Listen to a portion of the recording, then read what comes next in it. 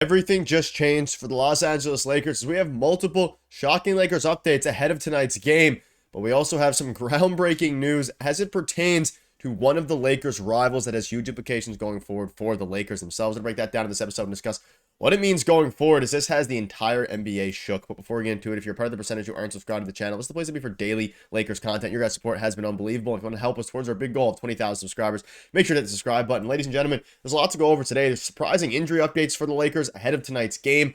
But we're going to start with some news that dropped very recently, about 25 minutes ago. And it's not directly involving the Lakers, but it has a huge impact on the Lakers. And ladies and gentlemen, you can see here from Shams, full clean out. The Lakers have fired their general manager, Calvin Booth, but they've also let go of, you can see this here, they also let go of Mike Malone. So they both fired Calvin Booth and let go of Mike Malone in the same breath, in the same handful of minutes.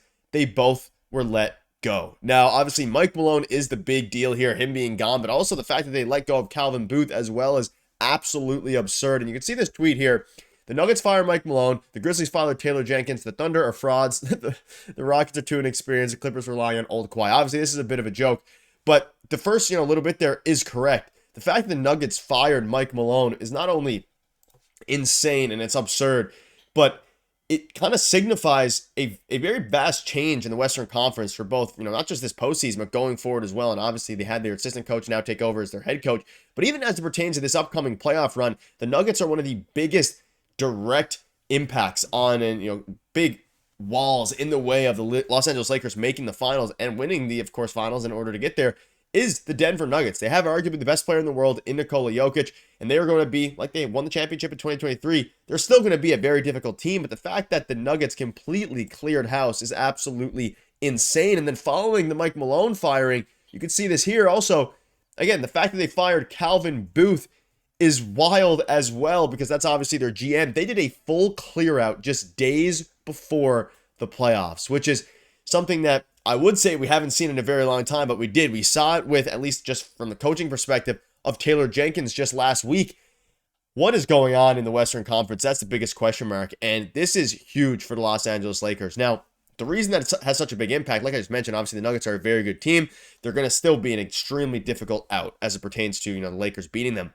But they now are clearly, now whether or not you want to, think that it's going to impact them directly as it pertains to their basketball play and their on-court play, if you don't think so, I think there's a very strong case to be made that they're going to feel shook. Jamal Murray, Nikola Jokic, and I think Nikola's still going to get, he's a very business-oriented guy. Like, he's going to be fine. But their assistant coach now is going to have to step into their head coaching position and just completely be thrown into the fire here. And I'm sure he's prepared for it. I'm sure they're ready for it. But they had a meeting today with, Mike Malone and Calvin Booth, and the owner let both of them go, which days before the playoffs is something, and weeks before the playoffs is something that is really unheard of, especially for both of them to be let go. But not to mention that, Mike Malone is a very good coach, and also he was well renowned by his, colleagues. He was the longest tenured Denver Nuggets coach of all time, and then now it comes out for him to just be let go. Obviously, they're on a 4-game losing streak. They've been struggling. I think it was yesterday he came out and was calling out his team for not listening to plays, not listening to film.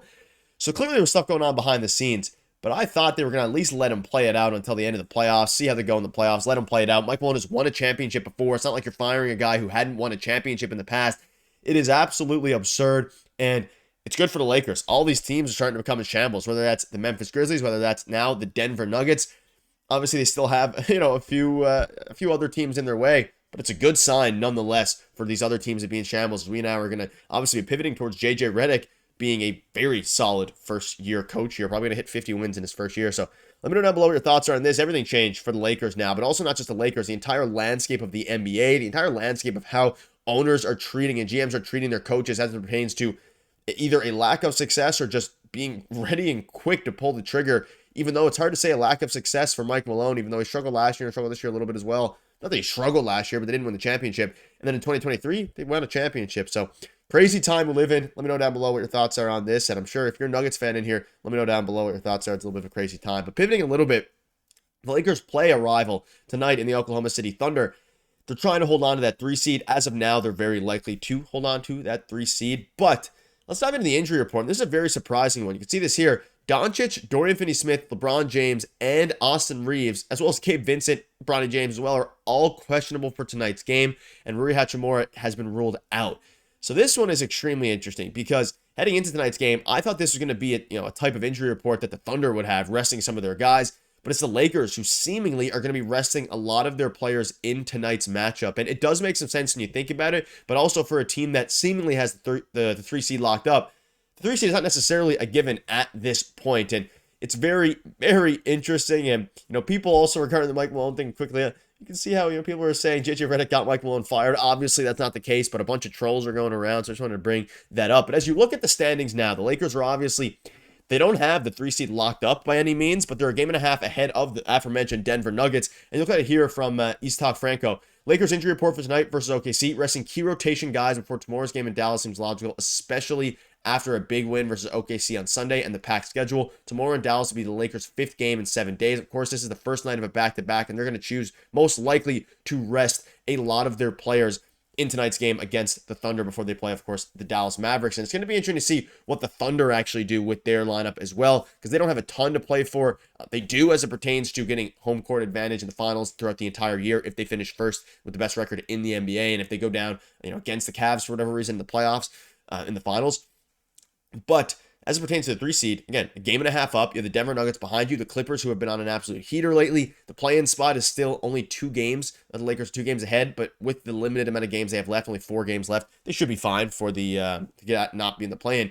But man, oh man, for the Nuggets to do this right before, again, they're the 4 seed. It's not like they're free-falling completely. They've lost 4 in a row. They haven't been playing great, but at the same time, that's basketball at times, right? It's basketball at times, and the Lakers are now, not only does it help them in the playoffs, I think the Lakers, by having Mike Malone fired, it also puts them ahead of them in the 3 seed chase so they can avoid the Thunder till the Western Conference Finals. So a bunch of different things going on. Let me know what your thoughts are on that. And of course, the actual injury updates. I would assume a couple of these guys are going to play. Maybe one of Luka or LeBron play, and then they either go 1-1 with, let's say, Luka plays tonight, LeBron rests, and then tomorrow LeBron rests and Luka plays.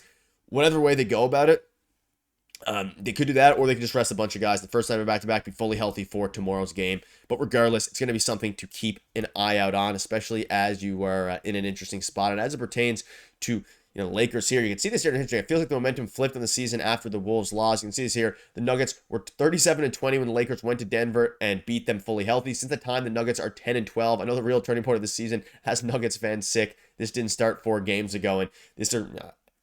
I'm only bringing this up because there's a lot, and it's not just Lakers fans. There's a lot of trolling, and honestly kind of warranted trolling at this point because of the way that this was handled by the Nuggets. Realistically, I don't think the Lakers were a direct impact on Mike Malone being fired, but it certainly had a case and certainly had something to be said about it, because firing your longest tenure head coach who won a championship just 2 years ago, days before the playoffs, is absolutely unheard of. But it changed everything for the playoff landscape, not just for the Lakers, but for the entire NBA and the Western Conference. That'll wrap it up. Let me know what your thoughts are. Thank you guys for watching. Cheers.